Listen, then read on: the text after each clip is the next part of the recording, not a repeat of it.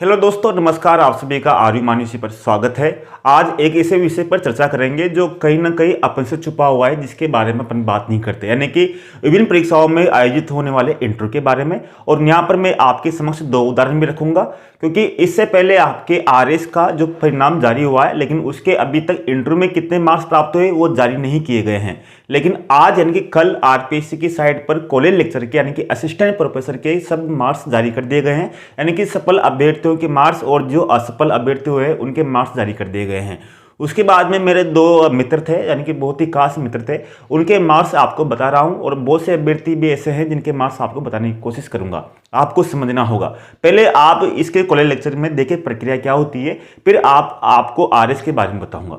यानी कि क्योंकि आपको पता होगा, इससे पहले बहुत विवाद रहा था कि एक मंत्री थे, मंत्री के बेटों के 100 में से 80 नंबर आए थे। अब यहाँ पर आपको बात करेंगे, यानी 100 में से यानी कि 80 नंबर, मतलब 80% नंबर आए थे इंटरव्यू में।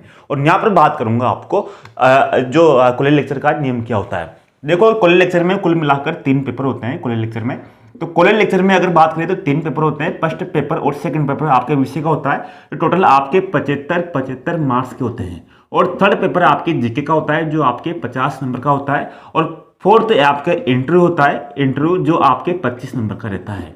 अब मैं यहाँ पर बात कर रहा हूँ, जिसको आपको बताऊंगा।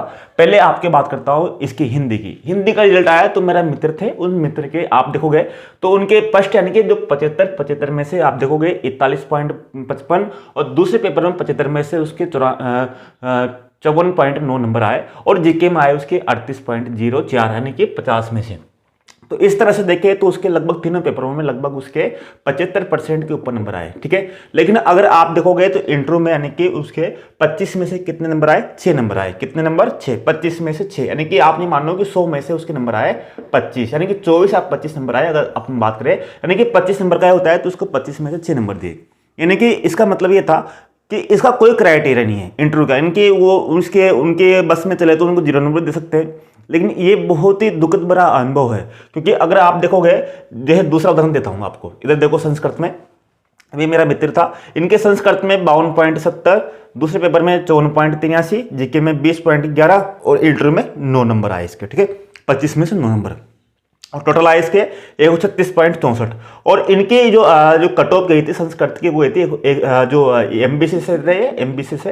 तो इनकी जो कट ऑफ गई थी 136.94 गई थी, यानी कि ये लगभग कुछ पॉइंटों से रह गए। यानी कि अगर इंटरव्यू में इनके 9.50 भी आ जाते, यानी कि 10 नंबर भी आ जाते हैं, तो इनका सिलेक्शन हो जाता। इसी तरह इनका इंटरव्यू में भी अगर 8 नंबर भी आ जाते 25 में से, तो इनका भी सिलेक्शन हो जाता है हिंदी से। यानी कि आप यहाँ पर देखिए, आपको यहाँ पर देखना होगा, अगर यही अभ्यर्थी किसी मंत्री के रिश्तेदार होते हैं, कोई बड़े अफसर के कोई रिश्तेदार होते हैं, इनकी कोई जान पहचान होती है, तो इनके नंबर 15 से ऊपर आते हैं। यानी कि समझने की बात आपको है, इनका कोई जेक नहीं लगा होगा, इनका कोई जान पहचान नहीं होगी। यानी कि आप ये देखिए कि 25 में से कोई व्यक्ति आपको 6 नंबर क्यों दे सकता है, यानी कि 25 में 6 नंबर कहाँ जायज है। इसी तरह आपको कोई 9 नंबर क्यों दे सकता है, यानी कि 6 नंबर का मतलब है कि उसको फेल करना, यानी कि बिल्कुल उसको ये एहसास करना, उसको बोलना नहीं आता। जबकि ये अभ्यर्थी स्वयं क्या है, इसने आरएस का इंटरव्यू दे रखा है, इसने अभी वर्तमान में लेक्चर है, उसने जो तृतीय श्रेणी अध्यापक की भर्ती पास कर रखी है, सेकंड ग्रेड कर रखी है, सेकंड ग्रेड का अभी वर्तमान में प्रधानाध्यापक है। इन अभ्यर्थियों को जिन्होंने वर्षों अनुभव हो चुका है, उनको 6 नंबर मिल रहे हैं। बहुत से अभ्यर्थी मिल जाएंगे आपको, बहुत से अभ्यर्थियों की जो मार्कशीट है आपके पास नहीं पहुंच पाती, वो नहीं पहुंच पाती, उनमें से कुछ मार्कशीट आपके पास लाया हूं, ताकि आप देखो कि इंटरव्यू खत्म होना चाहिए, नहीं होना चाहिए। क्योंकि इंटरव्यू के माध्यम से आपने सुना होगा कि उनके इतने नंबर आ रहे हैं, इतने, ऐसा कुछ नहीं है।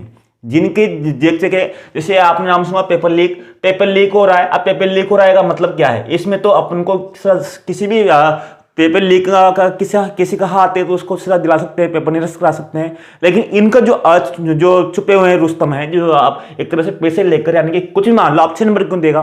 यानी कि किसी जांच हुई अभी तक तो उनके एक ही जो मंत्री है उसके 3 रिश्तेदारों के सेम नंबर आ रहे हैं, जबकि उनके कम नंबर है लिखित परीक्षा में। यानी कि ये तो क्राइटेरिया होना चाहिए ना, कि उनके पास ये पूरी डिटेल होना चाहिए कि इस जो अभ्यर्थी अपने पास हो रहा है, चलो नाम तो पता नहीं हो, लेकिन उनको रोल नंबर तो पता होना चाहिए। इंटरव्यू वाले जो बोर्ड है सदस्य है, उनको ये तो पता होना चाहिए कि जो अभ्यर्थी अपने पास आ रहा है उसका रोल नंबर क्या है। और रोल नंबर क्या है तो उनके पास एक फाइल होना चाहिए कि ये रोल नंबर वाला अभ्यर्थी अपने पास आ रहा है, और इसके टोटल नंबर जो लिखित परीक्षा में है 75% है। अब 75% है तो उनको ये तो क्राइटेरिया ध्यान होना चाहिए, अगर इसका 75% है तो कम से कम इसको 25 में से 10 नंबर तो आना ही चाहिए कम से कम, ठीक है ना। ये क्राइटेरिया तो कम से कम ज्ञात होना चाहिए उनको, यानी कि ये तो होना चाहिए ना। अब आप ये सब कर रहे हो कि क्या है क्या नहीं है, यानी कि ये एक तरह से मेरा मानना है कि एक तरह से जो आपके स्कूल लेक्चर की जो भर्ती परीक्षा है उसमें जिस तरह से इंटरव्यू को समाप्त किया गया तो बहुत से अभ्यर्थियों को फायदा हो रहा है।